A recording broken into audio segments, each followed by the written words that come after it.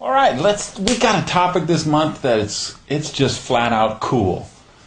How do you create your dream life or your ideal life? Here's the first thing I would suggest is get the vision of what the outcome you're looking for. Know what an ideal life would look like for you. And the best way I know to do that is something I advise people to do all the time, which is to plan your perfect day. And I believe that I've created this wonderful life that I've created, this wonderful lifestyle, because I saw this perfect day for years. The biggest thing, the first biggest thing, was alarm clocks. I didn't want to have to worry about alarm clocks. I wanted to wake up when I finished sleeping. So I think that's very important for you, if you haven't done it already, is to know what does a perfect day look like for you. When you really have the ideal life, are you working for some company, or are you working for yourself? You working at home, or you working in an office? Is your office in the city you're in now, or is it somewhere else? And then I think that the other big part of manifesting this ideal life is knowing what all the components are and keeping the components in the proper balance. And I use the word balance with trepidation, because I don't know that that's necessarily the right word. Maybe the word I'm looking for is two words: proper proportion. Because I think they're not all in perfect balance. Like, I've gone to these workshops where they have you draw a circle, and then you divide your life into areas, and you have your private life, your work life, relationships, different workshops, they have different things. And they talk about getting everything balanced. And I don't think it works that way in the real world. I think you have to be out of balance on some things some of the time. And you have to increase attention in certain areas at certain points and decrease attention in other areas at other points. But let me talk about the components that this is what works for me. Now, you may have one or two that I'm not even thinking of. Or maybe I'm just doing them subconsciously. But I really thought about this month as I was planning the program for you. I came up with 2, 4, 6, 7 different areas that these are all the components or all the bases you need to cover to have the dream life, I think. First one, number 1, spiritual. I don't know how you have a dream life without the spiritual element. Doesn't mean you can't. I don't know how to do it if you can.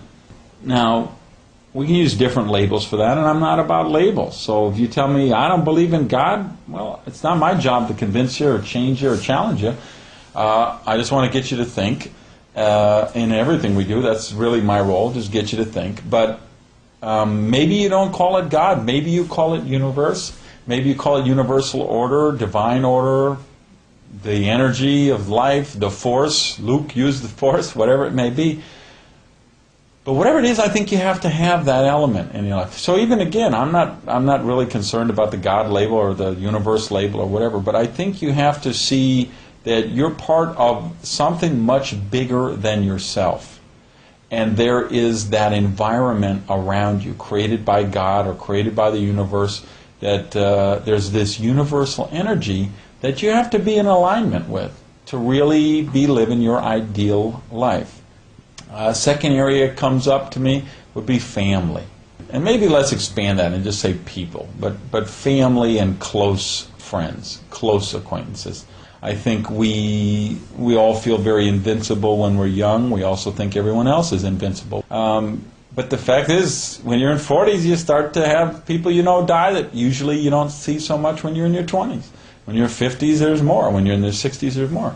So we start to understand that this lifetime is finite in that context, in the context of the people who are in our life, and I think we appreciate them more. So we seek them out more, and we realize they're very important to an ideal life.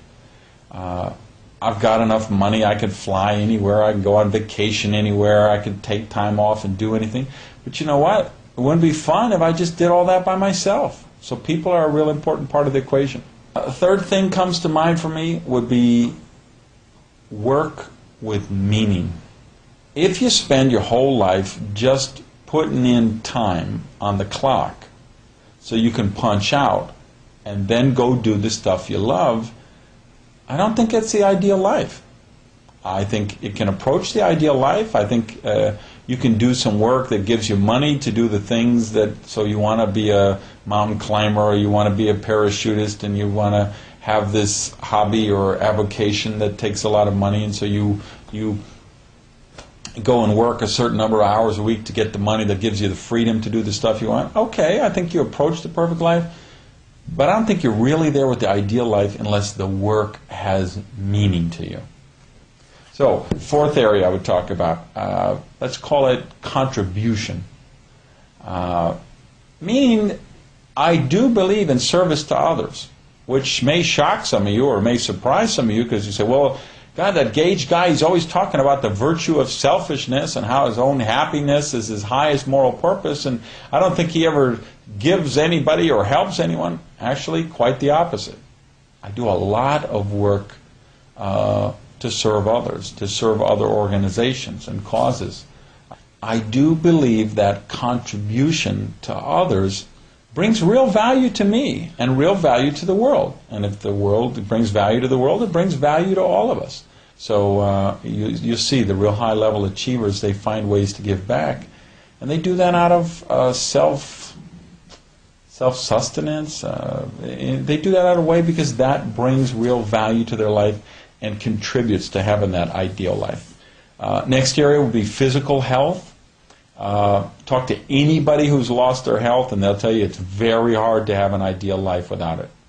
And there's some things we can change and there's some things we can't change. And if you're in a wheelchair right now and you're paralyzed from the waist down or the neck down, that may not change in the next however many years.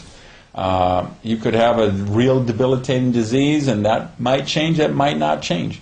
But what we do have to do for the ideal life is we have to deal with the health we were born with. In other words, deal with the genetics we were born with, deal with the physical body we were born with, and we have to do everything we can to get the most out of that. So that would lead me to the next thing, which would be, I guess, the sixth thing, which would be a mental challenge. I think it's very important that we challenge our mind all the time. You know, I ended a relationship which had so much going for it in so many ways and so much love in that relationship, but what it didn't have was the mental challenge. And I just think that's really important. What I would tell you is this, is you have to have some ways in your life right now that give you that mental challenge. And finally, the seventh thing would also be a derivative or an offshoot of that, which is just you have the self-development part of the equation in the process as well. Well, then for me, that's that self-development time first thing in the morning. Maybe for you, it's the last thing at night. Maybe it's a different time of the day you schedule it. But you have to have that, you have to have some kind of a program of self-development. I think it has to be daily self-development because that's where the challenges come from, which is where the overcoming the challenges come from, which is where the satisfaction and the joy and the discipline and the accomplishment and that stuff comes from. So I think it's important you have all those. Now go back to something we mentioned a little earlier, which is this balance thing or proportion thing. There will be times, so when you finally say, okay, I've gotten out of balance and I'm 40 pounds overweight, I need to get the weight issue taken care of. Well, you may put the health equation on a deeper balance or more proportion than you did before. And you have to take that time from some other area of your life. Well, you know what? I think it makes sense to do that sometimes. So those are the things, those are the elements I think are important. I hope we got you thinking about some of them and got those mental juices flowing thinking about that. So spend some more time on it and work toward it because that's what we're really doing here. That's what life is all about. Thanks. Have a great month, and I'll see you around campus.